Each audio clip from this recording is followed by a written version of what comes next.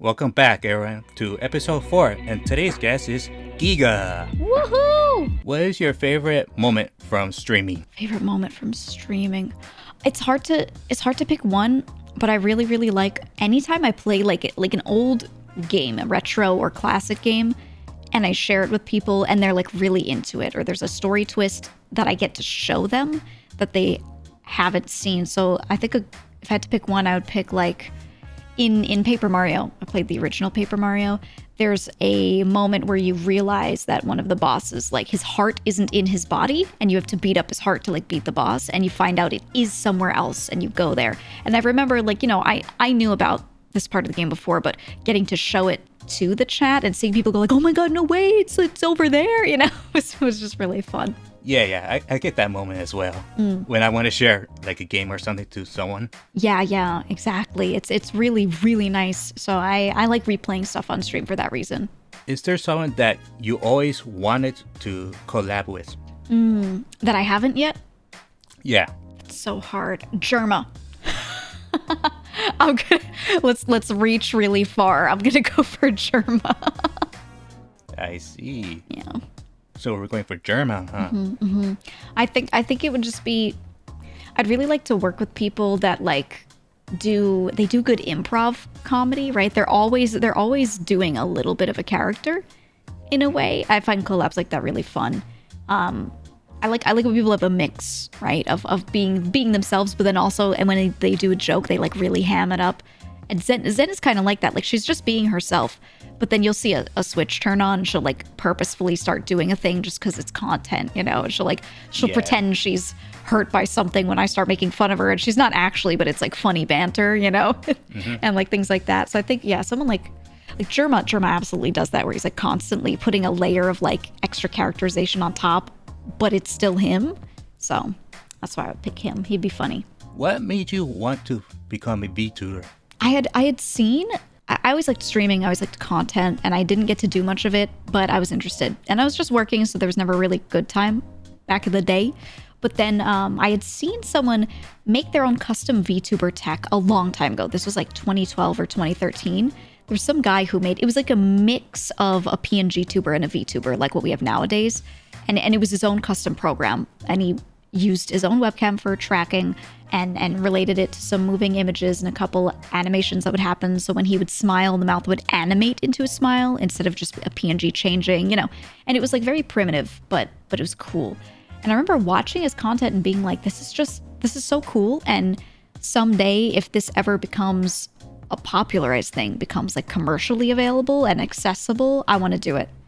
And I just remembered him in the back of my head and thought about it here and there, but for the most part, nothing happened. And then years later, I saw JP VTubers.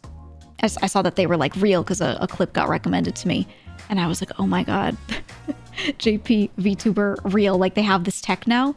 And I started looking into it. And I found that things like face rig existed, but they weren't that good just yet. And I saw some VTubers streaming and I was like, okay, if a better version of this tech comes out, I will do it. And then VTube Studio came out and I was like, okay, here we go.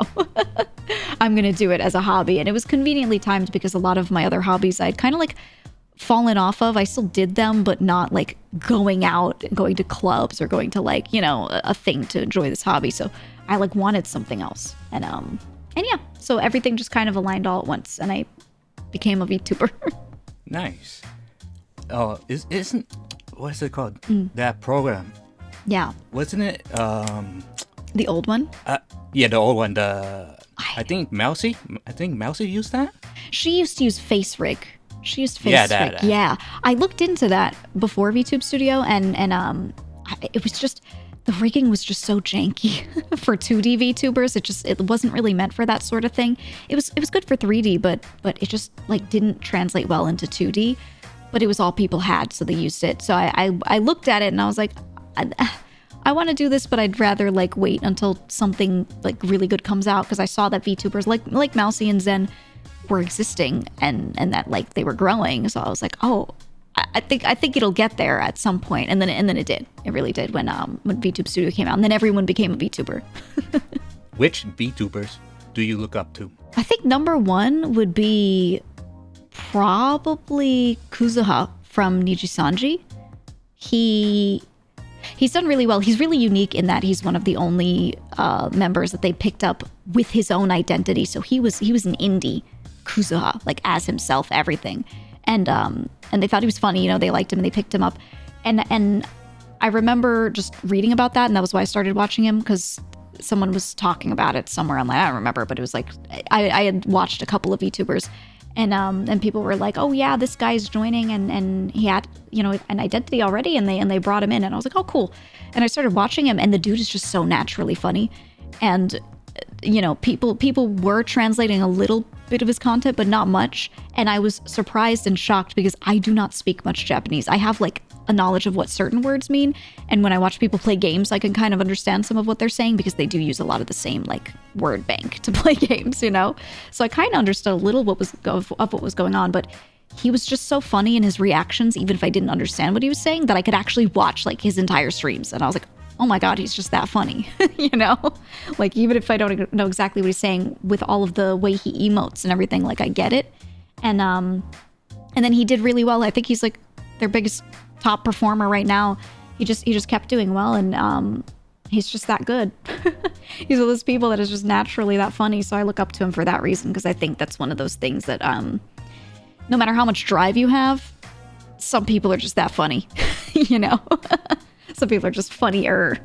Yeah, I understand. Mm-hmm. That's how I kind of found out about Zen. It was through Nags, his VR chat videos. Yeah. Joey Bagels. So, yeah, Joey Bagels. So I saw Zen in one of the episodes.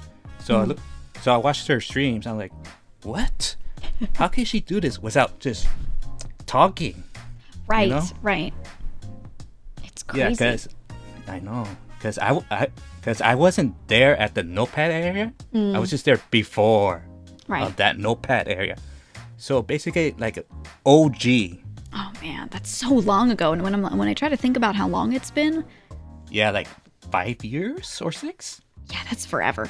Oh yeah, you've been around for a long time then for like her content.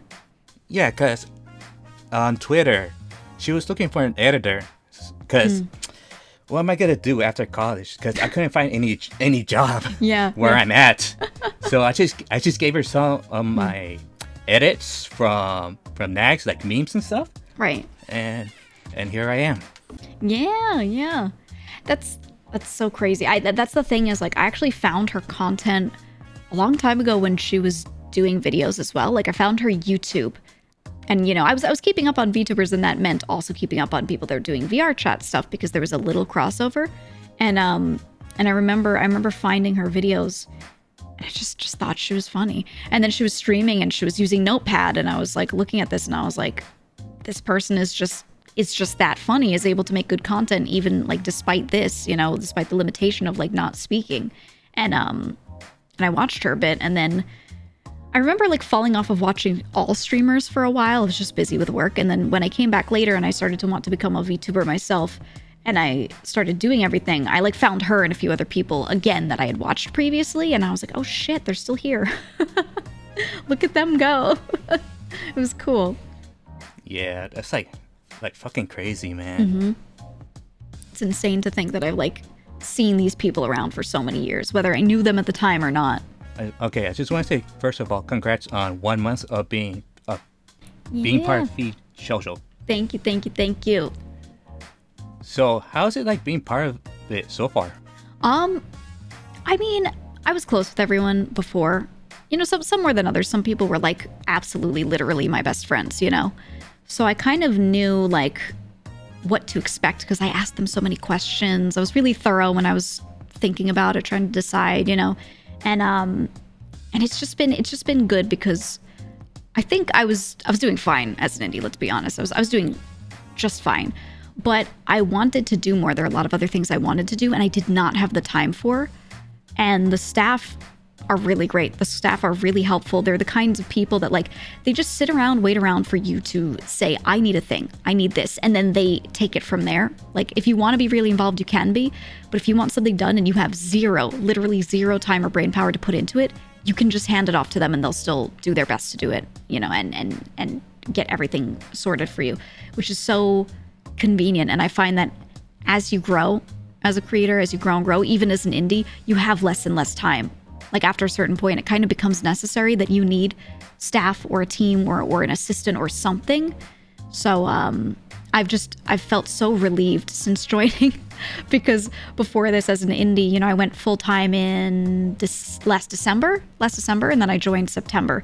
So that whole like at least half year, you know, of just fully being indie and then up until debut as well, a few months there, doing it all myself has just been over time and being full time more and more. I'm like, wow, this is a 24/7 job. This is so much. And yeah, so I think the key word for me is I feel relieved. I'm so comfortable right now. I'm so glad because I was going crazy. Well, that's good. Yeah. Yeah, cause I talked to staff, like they're chill as fuck. Man. Yeah, no, they're genuinely really nice. That's kind of like one of my criteria was like, I want to get to know some staff before I join and everything, and like just talk to people and see if I feel good about it. But the environment's really nice. They're not unserious at all, but they're also not overly serious. They're just as serious as they need to be without being the kinds of people that like stress you out or push you too hard to do something, or, you know, they're really, really like good like that. Yeah, they're just chill. It's like, what do you need? I need this. Okay. And then the next week when you have your meeting with them, hey, I checked into this, here are my findings. What do you want to do? You know, and they just check in periodically. I get a message every now and then, hey, you know, this artist got back to me on this thing. Do you want A or B? And I go, B, please. And they go, all right. And then I don't have to do anything else, you know? And then if I want to do stuff myself, they just go, okay. And they let me do it. It's like, it's the most chill format it could possibly be in. So I like it a lot. Yeah, because I usually talk to staff when it comes to like, you know, like the birthday videos that I do every year. Right. I ask them like, hey, can you like help me out, like get this person, blah blah blah, and they get back to me like pretty fast on that. Yeah, they're super prompt, super helpful. I've just enjoyed working with them so much. Especially shout out to my personal manager, Ken. He's the absolute best. he's actually the absolute best, and I find that he in particular was a big reason that I definitely was like, I'm going to join, because he and I have like the same brain. We think the same way on a lot of things. And I was like, you know what? I really needed another me.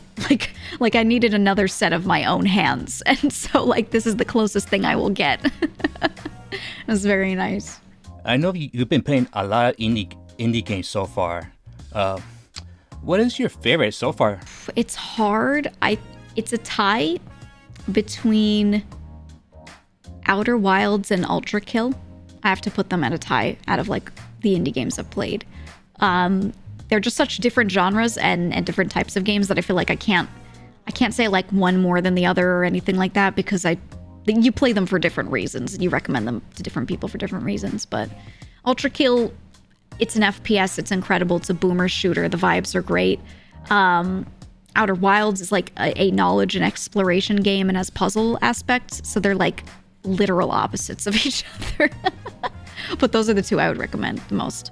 I always wanted to get into those games. It's just that you have to. Yeah. You have to. Yeah, I probably will. Yeah, no, right now they're fun. Yeah, because right now I'm playing Lies of P at the moment. Ooh, how do you like it? So far, it's pretty good, man. Yeah, I've been playing it too, and I like that. Like I like Souls games in general, and since I've played all of them, really, I feel like this one, it just feels good. The combat feels so nice. It controls so beautifully, and I don't know how to describe it, but yeah, it feels good to play. I like it a lot.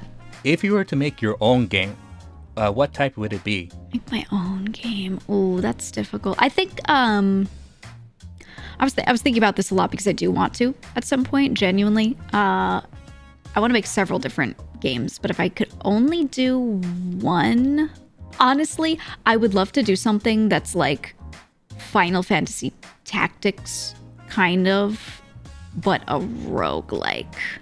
I want to do something that's a tactics style gameplay, but it's doing like roguelike and going through dungeons kind of thing. Ooh. For that sort of progression. Yeah. I think that'd be fun. Yeah, that sounds fun. Yeah, I want that. What is Gigan time? that don't know it. It's not even like a defined term. It's just that when I would go live, people would start replying occasionally, and they're like, "It's Gigan time," and I'm like, "Huh?" and then or I'll stream, and at the end of stream, people go, my favorite part of stream is when Giga said it's Gigan time and then geeked all over the place. And like, it's just become this like nebulous term. I don't even know. I guess it's just when I stream, if I had to define it. Maybe. So if I were to play like some b-ball, and if I were to shoot a basketball, and I would say, "Hey, Giga time. Let's go." I would go, "Oh, but she's not live right now." Oh, it's like, fuck, man. She's not live. She didn't see this. Exactly. Yeah, it's not like a specific move. It's like a state of being. What's all about the schmeat? The schmeat, my big schmeat. Honestly, it's because I used to use the big schmeat tag on stream all the time. Sometimes it comes back. Sometimes I have a redeem where you can like change a stream tag and you can like add one. So sometimes it's back on from that. But people kept saying that I have big dick energy. And I was like, yeah, but I don't know if I could put that in the tags. It's got the word dick in it. Can I say that? So I just did big schmeat. And then one of my friends also would use the same tag. So we just left the big schmeat tag on for like forever. If you could travel anywhere, where would you go? Ooh, it's tough because I always struggle with that. I'm like, should I travel somewhere that I really want to go again, that I've been, or go somewhere new? I think, that's difficult. I've spent a lot of time in a lot of different places. I think actually, you know what? I want to go and do a tour one day of all of the national parks that I haven't visited yet.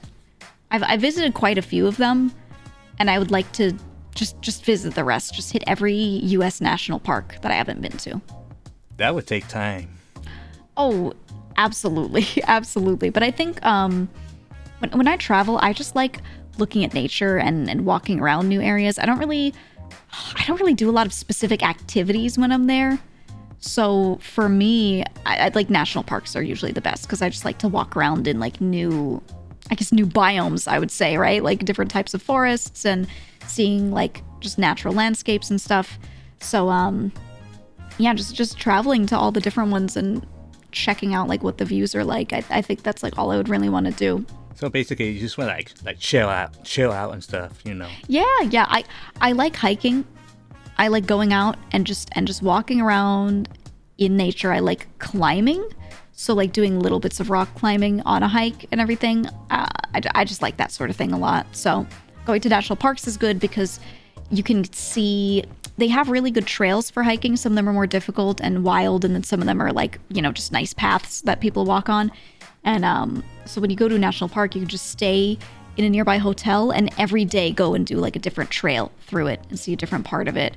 And they usually have something cool, like some national parks have like geysers, right? And you can go to and see like natural hot springs, like all this kind of interesting stuff that doesn't exist in, where I'm from. So I like seeing that sort of thing. If you could meet anyone in the world, alive or dead, who would it be? I would resurrect Norm Macdonald from the grave and meet him. He actually didn't die too long ago, but he was my favorite comedian, my absolute most favorite comedian. And I watched pretty much, I think I've watched almost all of his content that he's ever done. Like anything that was available on TV or any movies he was in or podcasts he did, I listened to comedy specials, like literally anything. I've seen almost all of it. And I think he was really formative for me, like watched him for a really long time, so a lot of what I think is funny comes from having watched him so much. So I would resurrect him and talk to him. I think. Okay, cool. If you had to tell your past self something, knowing what you know now, what would you tell them? I would tell my past self to buy Bitcoin and to sell at an exact date. I would do something financial. I would love to give myself advice, but I think I've done okay. There are things I could change, but none of that would be trumped by if I just suddenly magically became rich. You wouldn't tell your past self, like, go buy those monkey profile pictures or something like that. No. they ain't doing so hot right now. So I'd have to say Bitcoin and then give myself an exact date of when to sell by before it crashed when it was peak. Like early Smart. COVID. What advice would you give for upcoming streamers or VTubers? I'll give one that I said on stream recently. The best advice is unfortunately one you've heard many times over, which is just be yourself, forehead, you know? And but the reason why that is, because I think people say that, but they don't really like go into it. But the thing is, most people, the spot where most people fail, where they're doing okay and then they find that they stagnate and they're like, why can't I grow? Is if you're baseline not bad at what you're doing, but then suddenly it just kind of stops. Usually you're like, oh, I need something more. I need to change something, whatever. And what a lot of people do is they start looking at other creators that are already big and they compare themselves one to one. And they're like, what this person is doing works, so I'm going to do what they do. And they start doing what they do. And the thing is, a lot of people start doing exactly what one person does. They look up to them and they're like, I'm going to do this thing. And then you just become that person at home. Like we have that at home, right? Yeah, Gigafromwish.com, exactly. right? And it becomes like, well, now you just made yourself, like you just gave yourself a huge competitor in that other person who's already successful and already doing great and their content already exists, you know? So be yourself. It's okay to take things from other people. If someone's doing a content style that you like and you want to try it too, that's great. If someone did a thing with their model, a type of rigging, and you're like, I want that too, that's great. But make sure it's a unique set of things, you know, and that it's very true to what you like, because no one can like be you on stream. But if you're trying to be someone else on stream, you're not even you on stream, and you're not being like a unique thing anymore. Now you're just kind of like being something that already exists. And like I said, people usually do that with bigger streamers that they look up to, and everyone's very familiar with that. So like they don't need more of that exists. So that be yourself advice holds very true, but just specifically for that reason, like because it's hard to find people that are interested in watching you unless they watch you and they feel like, okay, this is a mix of things I do not get elsewhere. I don't already have this, so I'm going to look to this person for this thing, whether it's like the types of games you play, your overall attitude, maybe the mix of the two, because plenty of people play the same games, plenty of people have similar-ish personalities, but maybe the mix of all the things that you do is unique and it just kind of fits what someone's looking for.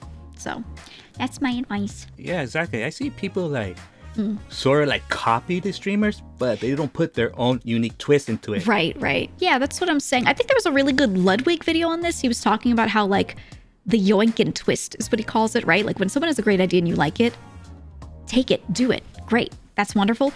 But put a twist on it. If you do exactly the same thing, especially if it's a bigger creator, people have seen it already. It's not going to be like new or interesting to them, you know?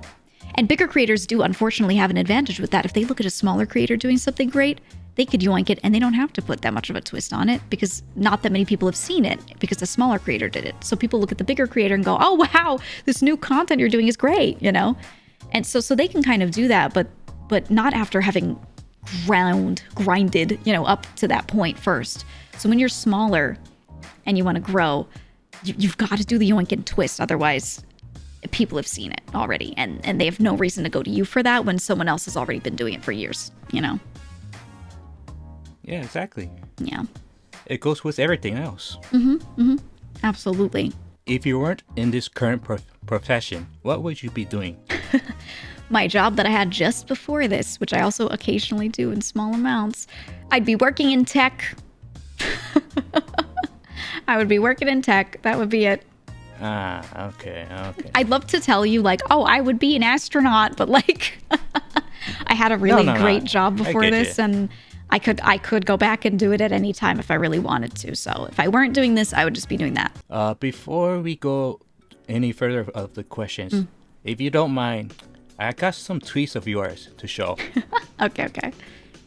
Yeah, so I was wondering, since you do get some, I guess, hot dog fan art, I was thinking, do you think maybe in the future you might get a hot dog outfit? It could be 3D or 2D. Yes, I've thought about this, and I was saying, because I use the hot dog VR chat model every time I've like done a collab in VR chat, because I actually have a model that's like pretty ready for VR chat, but I didn't want to debut it until I have my main streaming 3D model ready, so I could do like both in tandem. Use one on VR chat and then one for streaming.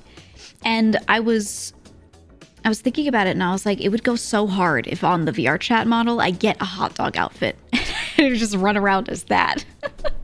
I really want one. I think it'd be funny. I think it would be funniest if it looks like a shitty one of those like really bad Halloween costumes where it's like you put it on, but it's like just thin felt fabric or something. You know, I think that'd be really funny. That would be hilarious to see that. Yeah, I really want to do it.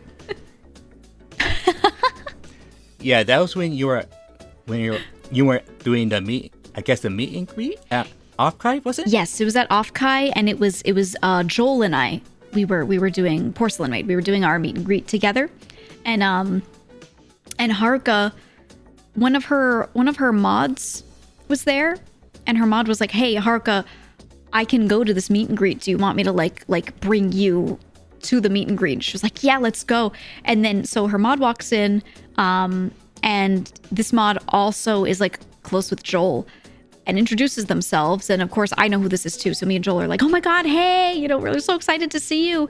And then the mod also just then like pulls out the phone gently and goes, "I have someone else to show you as well," and then just holds up Haruka, and she's just on the phone trying to talk into the mic. She's like, "Hey guys!" So we're getting like her phone Discord audio through a mic, and it's just so funny hearing her try to like yell to us.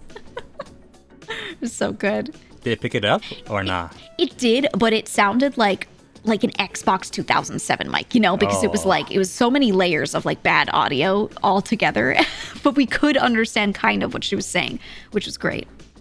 Oh, I keep replying to her with that image all the time. Like every time, hey, Giga, clap. Yeah. I love Zen to death, but I'm very open, and you know, I could say this to her if she invites me to a thing. I could be like, no, and she'll be like, okay. Like she never actually pushes me for anything that I don't want to do, but she just she makes so many group chats and doesn't ask me if I want to do the collab. She just puts me in them. So I will just see a group chat. I'll be midstream and I'll look, and I'll Discord on my left monitor, and I see a group chat appear, and its name will be like Pummel Party 8 p.m. CST Wednesday or something, and I'm like, huh? What Pummel Party collab? And then I click and I see it was created just then, and Zen is in it, and I see her suddenly add a bunch of names, you know? So it's like constant where she'll just make a group chat and be like, here we go. And I'm like, huh? And I try to make what I can. I don't have the time for all of them, but whatever I can show up for, I do. But like, it's so many. Let me guess how many she made. Around 30 plus she made? More. It's like at least one per week. And we've known each other for a very long time. And it goes in fits and spurts. Sometimes there will be a couple weeks where she doesn't set up any new ones. And then there will be other times where during a week, she sets up 8 different group chats. And she's like, these are for the next 2 weeks. And I'm like, what do you want me to do? Stream like this collab like every day? What is happening, you know? Just stream a collab with you every damn day. And I'll make fun of her. But yeah, it's just like, it's crazy. You'll just get like a bomb of 5 group chats out of nowhere from Zen. And let me guess, she forgets most of them, right? Like yeah. Many of them do not come to fruition because she'll make the group chat and she'll be like, sometimes it just says Pummel Party plans, right? Like it doesn't say a date or anything. She'll just add a bunch of people and go, when do you want to do this? And then like, you know, VTubers are bad with scheduling. Like they don't say a definitive date. They're like, I don't know, when do you want to do it? And a lot of them just kind of like die there. And if I step in, if it's one that I have time for and I really want to do, I'll step in and be like, okay, I'm available these days, these times. I give the little timestamps, the little time codes in, you know, Discord where they display in their time zones. And then I'll be like, thumbs up if you can do this one. Green circle if you do this one, you know? And that usually makes them happen. But then if I don't say anything, there's like a 50-50 chance that Zen will remember. And if she does remember, then the next week I will get 10 pings from one of these group chats, and it'll be like, when do you want to do it? Hey, when, hey, like all separate lines, you know? So they're all separate pings. And it's so funny. So she'll like, what she'll do is she'll ping one of those group chats, and if I don't answer immediately, she'll send me a message like this, and it will just be my name. It'll look exactly like that. It'll just be Zen going, Giga. And then Giga, yeah. Giga. Yeah, like that. Exactly. And this exact screenshot was because she added me to 3 group chats, and like 2 of them were Mario Party and 1 of them was Pummel Party. And I had already told her, hey, I'm tired of these games. So she added me to 3 group chats and then DM'd me and said Giga. So that's why I just said, oh my fucking God. I was like, are you kidding me? It was so many. Oh man. Classic Zen. Mm-hmm. Classic. All right, I think that's enough for the tweets. Mm-hmm. So let's switch gears. Okay. And speaking of Zen, how would you describe your friendship with Haruka and Zen? Incredibly close. On stream, it's like the Three Stooges, I would say. Like we all act like idiots, you know? And I think my chat thinks it's funny because they all think I'm very smart. But then like I'm in a collab with them and I keep doing dumb shit and they're like, what's happening to you? So there's this ongoing joke that they're like, when I'm doing a collab with them, they're like, oh, her brain cells are going again. But it's just fun to act like idiots, you know? It's fun that way. But then off stream, we're just incredibly supportive. Like we have a group chat, and whenever any one of us is trying to make a decision, do a thing, and we're not 100% sure of it, we post in the group chat every time. Or if we get a new thing, someone's getting like a new outfit, or we're getting a model update, or you know, anything, we post it in there. If we're just doing something in our real lives and we're like, we just want to talk about it, we're just like, oh, I'm doing this thing and it pisses me off, it's so annoying, you know, we'll post it in that group chat. So it's very like, we're just genuinely like normal close friends outside of all the stream stuff. Yeah, that's cool, because some people don't know like outside of streaming stuff, you know? Yeah. I think at least with our friendship, I think people can tell that we are very close because of the way we interact. Like you can just tell that that's genuine. And then also we'll just talk about each other. Like if Haruka and I were talking about a thing off stream, a lot of the time I mention it on stream as long as it's not anything that's like not fine to say. But if we were talking about playing a game together, I'll say it to my chat and I'll be like, oh yeah, Haruka and I were talking about maybe we'll play this. So like I think my chat knows that we talk so much off stream, you know, because I talk about her all the time. Same thing with Zen. I'll be like, oh yeah, Zen and I were trying to set up a thing for this. And, you know, so our chats are at least kept really aware. Like they don't, obviously their eyes aren't on our DMs, but they know like that we're very close outside of everything, which is nice. Who's the stinkiest of all you 3? Because I asked Zen about this as well. Stinkiest. I'm going to take the question literally, and I'm going to say literal stinkiest is probably Haruka, because that girl's playing Baldur's Gate in one spot for like 18 hours. Oh, yeah. Yeah, I think she's got that gamer funk. Definitely. I'm a very clean person, personally. I'm a very clean individual, so I'm probably not stinky. I'm probably least stinky. Okay. What did Zen say? Zen said Haruka, definitely 100%. Okay. Yeah. Good. As a person who's big onto tabletops, how much influence from your character did you bring into your VTuber lore building? Yeah, a lot of what I put into myself as a VTuber came from multiple, but mostly one specific D&D character that I played for like a 5-year campaign. So this basically was me to begin with, you know, like during my campaign, it was very, very much, this is what I imagined. This is how I was, the type of character I was being and everything. Like it just fit already. So it was very natural. So when I had to make a VTuber, I was like, well, this is already me. Like I've already been this for so long, so I will just do this. But then also a lot of the physical choices and things reflect like me for real. And then they also reflect I always made the same choices when I was in a character creator, making a character. I always did like white or silver hair. I always, you know what I mean? Like I picked a lot of the same things all the time.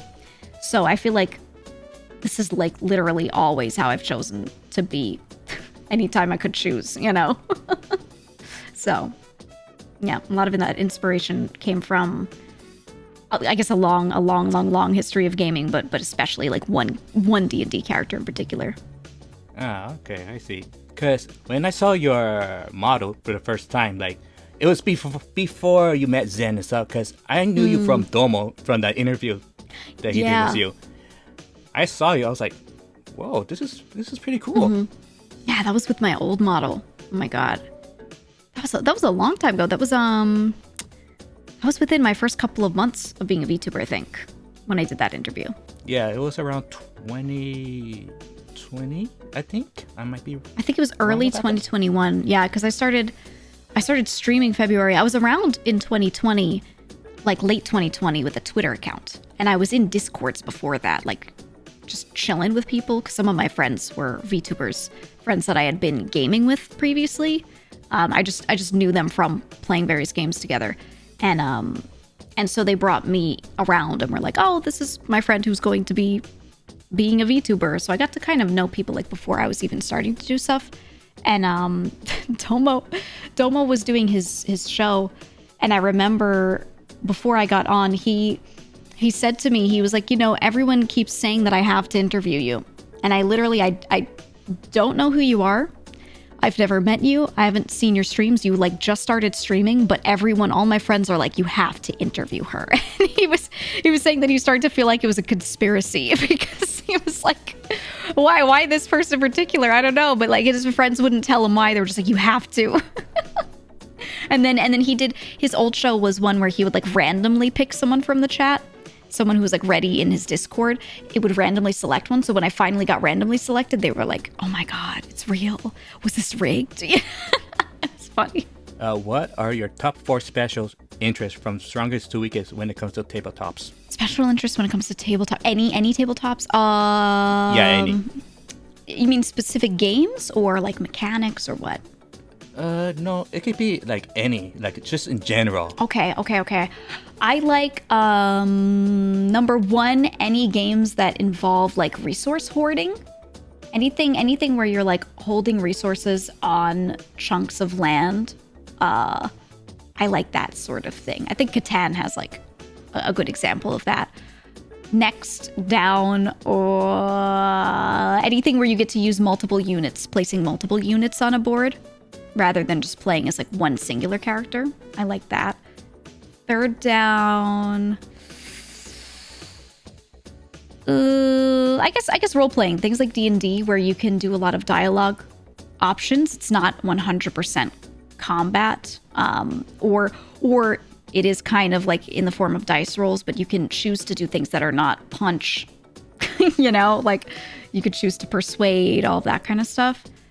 And then last I would pick, this is hard. I think anything that lets you do your own builds, like D&D or Pathfinder, right? Where you make a character sheet and you just pick things within a set of parameters. I like that. Playing as a set character is fun, but I do like games where you do get to pick some sort of loadout in some way. Given your electric music taste, what songs would you recommend for given mood? So hard.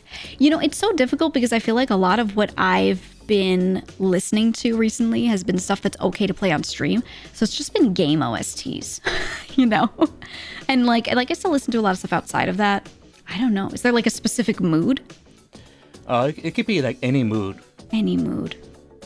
I think one that always makes my mood better, like when I'm sitting around and I just want to listen to something to just like chill out, I'll listen to there's this pop song called Return of the Mac. Or I guess it's not necessarily pop, it's more specifically R&B. But like, that was a song that was played on the radio, it was well known, but it's a bit older. Return of the Mac. It's just, I'll send you the link. It's just super chill. It's super chill. And if I ever feel bothered by anything, if I just play Return of the Mac and sit back in my chair, I'm like, all right, I'm good. Any advice for someone struggling with productively keeping focus? Keeping focus and productivity. I would say 2 things. Number 1, it's all about forming habits. don't sit around and wait for motivation to come to you, because motivation isn't real, it's not tangible, and it doesn't stay with you. It's just it's just you deciding you can do a thing suddenly, and like it'll be gone. So you have to build habits. And for me, the best thing has been, since I spend all of my time at my computer, when I'm working on something, or I'm streaming, or I'm playing games, like I'm doing all of this in the same spot, I find changing my environment is the best. So if I really need to get something done, or I want to sit down and think of video ideas or something like that, I don't do it at this desk. I grab my phone or a tablet or something, or a laptop, and I go and sit in another chair, or I sit in another room. Or even literally, sometimes I will sit on my bathroom floor. I will legitimately just sit on my bathroom floor, so that way I'm in a room with no distractions. And I'll have like my iPad. I have an iPad with like an Apple Pencil, right? And I'll have like a note-taking program open. And I'll just sit there and I'll be like, I'll set a timer for 30 minutes. And I'll be like, I have to think of 2 or 3 ideas within 30 minutes. And if I think of them immediately, I still have to spend the rest of the 30 minutes in here writing and fleshing out and, whatever. And if it just takes me that long to think of something, and I don't think of any ideas until the end, okay, then I only think of the ideas. But like, no matter what, I have that time set out, and I do it in a different room so my brain can like focus. And that has been the best thing for me in being productive. Literally just taking my iPad, sitting like on a different chair that I never really do like fun stuff from. It's just like a work chair almost in another room, and just letting the ideas flow. That's been the best for me. Yeah, that's how I am as well when it comes to like editing, because I have my laptop with me. I usually like watch like YouTube videos and stuff just to get like ideas, like how can I make this like video like funny, entertaining and stuff. Because if you don't put like anything into those videos, it's like boring and stuff.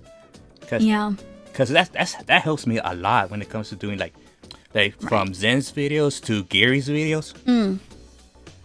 Yeah, and it's hard because you're watching the same thing over and over, right? When you're editing, you're trying to figure out like what you could do with it. So you just keep watching it, and it starts to sound like the same in your head. You can predict how it's going to sound, and you start to feel like you're going crazy.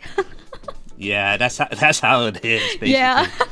I used to edit my own stuff right in the beginning, like at very, very early on. And I was like, you know what?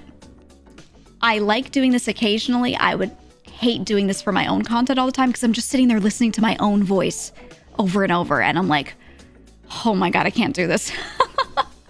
It was just a lot. Yeah, that's how it be. Because every time when I do like a Zen or Gary video, I just know what they're gonna say right away, because I see the audio waves thing. So that's how I know, basically. Right. Like when to cut and stuff. Yeah, I completely feel you. That's why like I feel like no one should be their own editor for their own content unless they really love editing, because otherwise you'll just go crazy. There has been like stories that you told chat.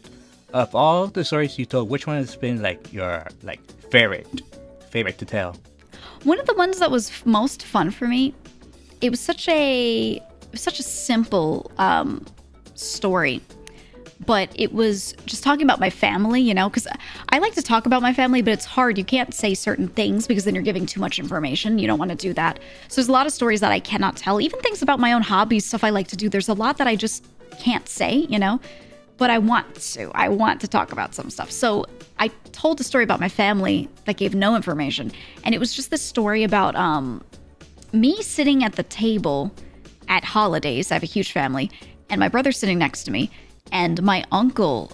So everyone in my family, or at least that side of the family, they all drink Diet Coke, and I hate Diet Coke. And for years I pretended that I didn't hate it, because I wasn't going to make them buy like normal Coke for me or like normal anything. But at holidays, like we don't drink a lot of soda usually, so they get soda on holidays. Ooh, it's like special. So I told my uncle after years, I said, by the way, I actually don't like diet soda. I never have. I don't drink soda a lot, but when I do, it's like the normal kind. And he was like, oh my God, thank you for telling me.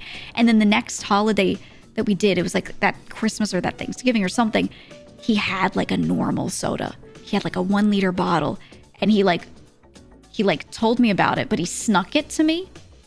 And like, cause then if he didn't sneak it to me and he put it on the table, people would be like, why is that there? And I would have to tell like like 40 people in a room that I've been lying to them about liking Diet Coke this whole time because I hate it, you know? And so like I told this story in detail, and there was more to it. It was like about me and my brother like passing it to each other because he also hates Diet Coke, and just like us trying to like sneak it around and everything. And I told this whole story in detail, and like it's such a simple story, but when I tell it, my chat like just they just really loved hearing it because it was just, I don't know, my family's really funny, and our interactions are like a sitcom usually, where it's like these little situations that turn into something like way bigger than they need to be. And I think that was my most favorite story ever to tell on stream. I should tell it again, actually. It's been a while. Now noted. Next time, don't give you Diet Coke. Yeah, I hate it. It tastes so bad. Yeah, same here. I don't really like diet sodas that much. Mm-hmm. They just taste funky. They just taste weird. Yeah. Is it true? The more your strain of hair, I guess it's called the ahego? Ahoge, the one up top. Yeah, ahoge. Mm-hmm. You get stronger and become more of a god gamer? No, I'll give you the lore. The lore is, okay, so I'm max level. My stats are maxed. So, if I get EXP from something, there's nowhere for it to go. So instead, every time I get more experience, it grows a size. It gets bigger like that. And then eventually, once it's fed all the way, it gets too heavy and it breaks off and a new one shows up. So whenever I get over leveled, it just goes to my hair. Ah, okay, I see. That's the lore for the hair. Yeah, because that's what I thought at first. Mm-hmm. Yeah. Some people in my chat have tried to like make up different lore for it, or they say different things about it, and I think it's funny to just like not 100% correct them, because then it's like weird folk tales about the hair. So I just leave it. Any games that you're looking forward to playing on stream so far? I think the number one I'm most excited for is they're remaking Paper Mario: The Thousand-Year Door. Yeah, that's the game I've been waiting for. Yup, I'm really excited. I actually played it already on stream. I played the first one, and then I played Thousand-Year Door on stream in a row, back to back. And they were some of the earlier games that I played. I did that within my first year. And it was just such a good time because I just love Paper Mario so much. It's one of the few games that I've never had many hyperfixations in my life, but I have on Paper Mario. Like I'm just obsessed with like the aesthetics of it. I love the games and I love the system. The writings are fun, but like the aesthetics, I just love so much. It just makes me so happy to like look at Paper Mario and like all the characters and everything. And so I just find myself going back and playing them, and I get like so much serotonin from it. So once they announced that they were doing a remake, they're doing like this huge visual overhaul. So it looks a little more like the Switch one, like Origami King. I was so excited because that one was beautiful. So I'm really happy. I'm gonna play the shit out of it. Hell yeah, same here. Mm-hmm. But the only thing I gotta say is the Paper Mario games ahead of that, they weren't the best. No. Super Paper Mario was good. The first two were great. The rest, it can go away. I would argue that Origami King was still really fun. I think the battle system was boring. I wouldn't say it was bad. It was just boring. Like they watered it down so that like kids could play it maybe. I don't know. But the game itself outside of that, running around the areas, doing little puzzles, the way the environments looked, all the dialogue was really good. So I still had fun playing it. I just wish it was like back to the old style of combat. If it was the old style, it would have been such a good game. So good. Also, when will you play Street Fighter Third Strike?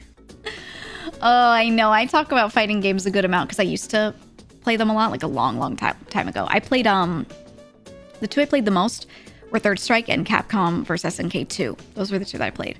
And it was never incredible, but I played them enough, and some of my friends were really good, and I could at least like fight them. I was good enough to fight them. It's been so long. I have not trained in a fighting game since then, really. I played a bit of Blaze Blue, and I didn't train up a ton. I just like learned combos, but I didn't sit there and grind. And I just I've told a story about this, but I had a moment where I was practicing combos as Carl Clover because he's a puppet character. He's a puppet user. And I was like, well, I've never used a puppet style character in any fighting game, but they appear, they exist. So let me learn him. It'd be cool. And as I was practicing him, his combos are just so hard. And I was like, what the fuck am I doing? I don't like this. Like, I don't like training for this. I don't enjoy this. And I realized that I just kind of like didn't love training for fighting games so much. I liked picking them up occasionally and playing them with friends, but I did not like sitting there and like grinding out the skill. Like, I had no desire to be good at them, you know?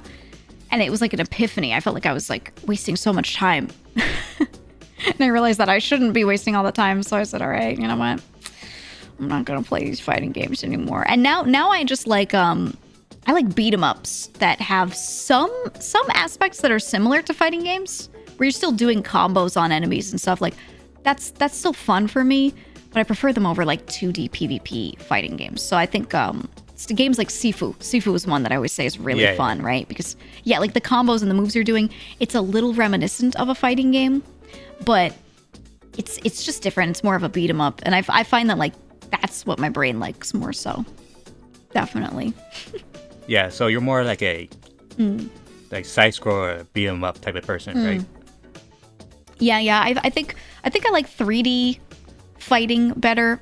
Like with Sifu, I like that sort of thing the most. But yeah, if it's like 2D, I'd rather play a beat 'em up and do PvE than do PvP, honestly, because I don't have it in me to like practice to be good at them, you know? Because you have to put so much time in, you have to really grind. And I think maybe my impression of it is kind of extreme, because a lot of my friends would do like tournaments and stuff, so they were like really good. But still, I look at that and I'm like, yeah, I don't have that in me. No way. Yeah, I get you. I get you on that. Yeah, they're still fun though. Like, aesthetically, I love them. Whenever a new fighting game comes out, even if I know I'm not going to play it, I listen to the OST. I watch other people play it. Like, I watch, Maximilian Dude, that streamer. Yeah, I'll watch him. I'll watch him play Street Fighter 6 and stuff. Like, I love the characters. I love the designs. So I'm still into fighting games in that way. I just don't play them a lot because I don't have the time to like practice them, you know. And I don't want to play them a little bit and suck, because that's not fun either. Exactly. Yeah, but I like them. When is the takeover stream of Zen's stream from you to Haruka? I bet Zen forgot. I would bet you so many dollars that Zen forgot about it. It's still supposed to happen. And Haruka and I were planning a couple things. We had some ideas. And we were like, okay, when she picks a date, we'll like finish fleshing out all of our ideas. And then she hasn't said anything. So I'm hoping at some point that maybe she remembers. But if she doesn't remember, then I'm going to bother her before April Fool's or something and be like, oh, let's do it this day. Or like maybe like closer to her birthday, or, you know, something like that. Because it's still in the back of my mind. Also, when is the Rosa Zen trade? Because I asked her about this. She said soon, but you know how Zen is. But I also asked her if I could be part of it, you know. Yeah. She says soon. I have heard nothing, but I know she thinks about it because she's mentioned it to me before. So like, I don't know. Whenever she wants to do it, whenever she's willing, if she wants someone to host, I think having me and Haruka host would be hilarious. Like, she's just sitting in a chair and we're like running the event. And I have so much material written, you know, I have so much stuff that I could say that's ready, and I'm just waiting for her to eventually, you know, go for it. We'll see. Yeah, because I saw in the Discord of the Rose that has been planned out. Yeah. We have some plans definitely for it, and it's just a matter of when she wants to do it. So another year then. Maybe 5. Who knows? Bro, in the future, do you think there will be more outfits? Definitely, 100%. I'm already working on one. I have a lot of. What I did was I hired a couple of friends to make a lot of different designs, and then lined them all up and picked the one that I wanted to do most. And I still want to do some of the others, so I have a lot of designs, and I'm getting more things as well as time goes on. Or I feel like, I would just want this kind of aesthetic or something. But some of them may not be model outfits. Some of them might be like, I'll get like a quick ref sheet for it and just post it on Twitter and just be like, here's another one you could draw me as if you feel like it. You know, this is what I would look like if I was this class, that sort of thing. So right now I have like 3 designs that are almost done that could be outfits that I'm looking at. And I'm like, it's really hard to pick which one to do. I don't know. But I think what I want to do is I want to make sure that each time I pick an outfit, I make sure it's like wildly different from the last one. So this outfit right here is a completely different vibe from my first outfit. And then I'm going to do that again for the next one. It'll be completely different from this one. Nice. I can't wait to see more in the future. It'll be good. Yeah, we're working on it. Where do you see yourself in 5 years? In 5 years, hopefully, what I hope for is still VTubing. What I really want is I want to build up a brand around 2 things. I want to be known for 2 things. I want to have a solid podcast, which is sort of like my chatting streams, but I'd like to do something more structured. And I am starting one with Mouse. We've talked about that a bunch. So it might be like our podcast, maybe a do solo one. I don't know. But some sort of podcast that's kind of just long term and going. And then my big goal that I'm slowly starting with the indie game gauntlets and everything, but I want to get the indie gaming community together, and I want to build my own community of people that like indie games. And we've been working on it slowly. But I'm trying to get in contact with game publishers and developers more and get them involved in my community and have them. I had one the other day. I played their game during an indie game gauntlet, and I asked if the dev would come to my server and do a talk about development and talk about game dev. And he did. And it was great. And everyone liked it. And like the composer for the game's music came in and talked about that as well. And then for this month, we talked to Dave from New Blood Games. And, you know, Ultra Kill's like one of my most favorite games. So I was like, hey, I want to do all of your games that you guys do. A lot of them are sort of spooky. They kind of fit October. So I said, I want to do an indie game gauntlet, and I want to theme it around New Blood games. But would you also give me some game keys to like raffle away during it, and like while I'm testing the games, and you know, that kind of thing. And they were very down. I was like, okay, cool. So I want to keep doing this kind of stuff. And then my goal is way in the future to host and run my own like games showcase, like just for indie games and things from smaller teams, smaller publishers, or smaller budgets, or whatever. And yeah, just host my own showcase on Twitch or on YouTube and have it be like an E3-esque thing, but only for indie. Yeah, that's what I want. Okay. So it's sort of like Donkey did. I want to do something like that. I think there's a lot of room for it. There are tons of games that are fun and great and made by small teams, and people are just finding out about them through like word of mouth. And they don't have the budget to pay streamers like to play their games on stream. Maybe they could pay one person, but that costs a lot if you want to get like multiple people, you know, playing them. And they just don't have like huge marketing budgets. So I'd rather make an event where people can like bring their stuff to us instead of having to worry about like their budget for marketing. Yeah. No, that's a solid idea right there. Yeah, I'm hoping for it. All right, that should be it. So Thank you, Giga, for doing this. Of course, thank you for having me. I'm glad we finally, sorry for taking so long, but I'm glad we could finally do it. Thank you guys for watching this episode. So please leave a like, subscribe, and put down a comment. And put down in the comments who should I interview next. Until next time, adios, muchachos. Adios.